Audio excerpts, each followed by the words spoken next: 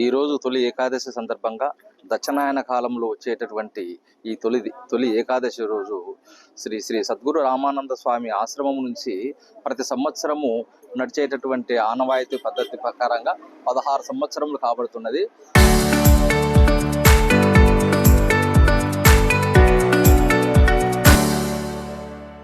స్వామివారి ఆశ్రమమునందు నిత్యాన్నదానము జరుగుతూ ఉంది.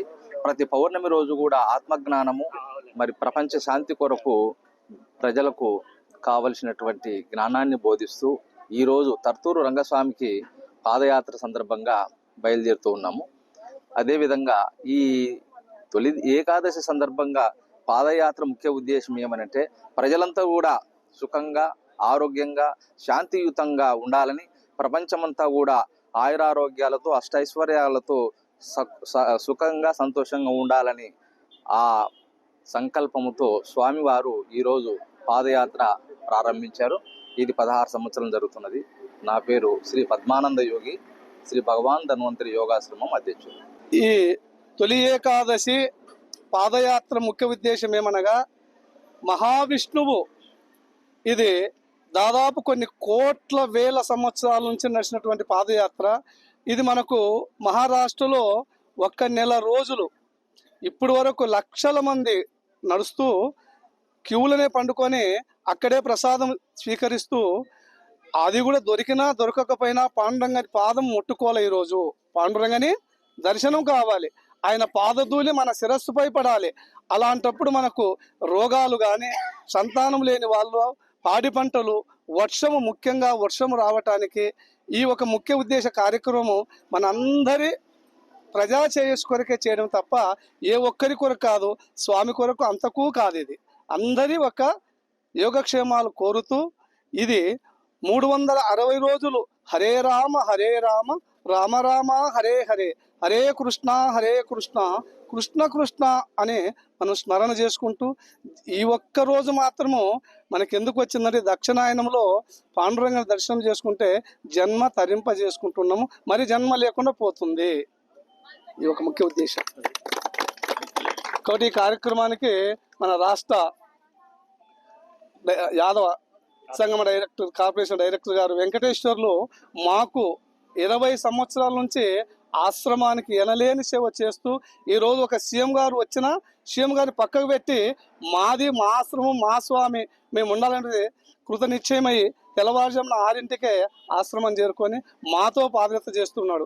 ఎందుకంటే మరి ఆయన అందరి కొరకు ఈ ఒక 2 తాలూకాలు కూడా ఆయన తెలుసు. అది నేను చెప్పాల్సినటువంటి కాదు, చెప్తే స్వామి ఏదో స్వార్థం అనుకుంటారు. అది కాబట్టి ఇంతతో సాలి కార్యక్రమాన్ని పద్మానంద స్వామి ఇంకా గొప్ప గొప్ప వాళ్ళు మహాత్ములు కూడా వస్తున్నారు ఈ ఒక పాదయాత్రకి. ముఖ్యంగా ధన్వంతరి పరంపర పీఠాధిపతి పద్మానందయ్య గారు నాకు 40 సంవత్సరాల నుంచి ఆయన చిరకాల వాంఛతో మాతో నడియాడుతూ, మాతో సేవ చేస్తూ, ముఖ్యంగా ఈ మఠం కూడా సాయిబాబా మఠం మేము అక్కడ మొదలు పెట్టినప్పుడు ఇది ఆగిపోయింది. తర్వాత చాలామంది నా దగ్గరికి వచ్చారు, తాటిపాడి వాళ్ళు వచ్చారు, తర్వాత తంగలంచ వాళ్ళు వచ్చారు, కృష్ణమూర్తి భార్యాభర్తలు 2 వచ్చారు. వాళ్ళు ఏదో ఒక రోజు మేము అంటున్నాం దీన్ని ఇంకా కట్టలేరు, ఖచ్చితంగా ఆయన పేరు పెట్టారు కాబట్టి ఖచ్చితంగా ఏది ఏమైనా ఆయన్ని అక్కడ వచ్చి కూర్చొని దాన్ని దిగ్జయంగా నడిపిస్తూ మా అందరికీ ప్రసాదాన్ని ఇస్తాడని మేము ప్రతిసారి ఆయన స్మరించుకున్న వచ్చాము. అదే మాకు ఈరోజు ఆ శరణాగతే మాకు ఈరోజు ఆయన పాదధూళి మా శిరస్సుపై మోపి మాకు ప్రసాదం ఇస్తున్నాడు. వాళ్ళ ఎంత గొప్ప విశేషం అంటే ఇంత వర్ణించడానికి రాదు. ఆయన state Yadav corporation director. Negative నాది వచ్చేసి తూర్చేల గ్రామము. ఎన్నో ఏళ్ళ నుండి కొందరు దేవాలయాలు కట్టాలా అని అనుకుంటూ కట్టలేకపోతున్నారు. అతి కొద్ది కాలంలోనే స్వామి ఎక్కడో మహారాష్ట్రలో ఉన్నాడు.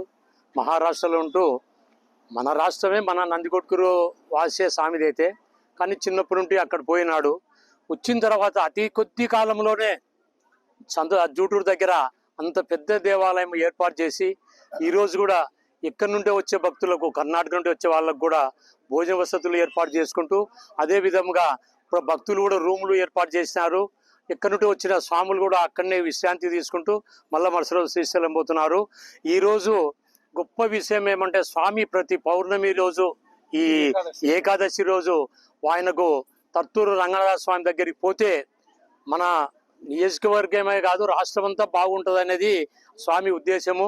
కాబట్టి ఆయనతో పాటు మేమంతా కూడా భక్తులము. మా నమ్మకంతోనే మేము కూడా ఎన్నో సంవత్సరాల నుండి కూడా పాదయాత్ర చేస్తున్నాము.